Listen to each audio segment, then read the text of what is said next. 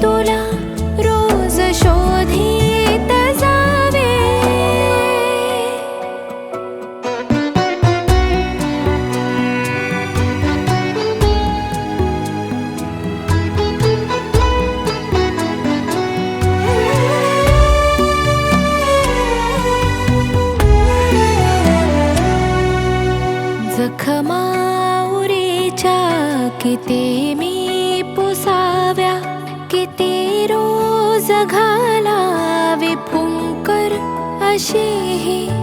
जखमाउरेच्या किती मी पुसाव्या, किती रोज घालावे फुंकर अशी ही. मनाचाच गुंता किती गुंतवावा, तुझे वेडले होऊन किती मी झुरावे. किती आठवावे तुला मी नव्याने, किती मी तुला रोज शोधित जावे.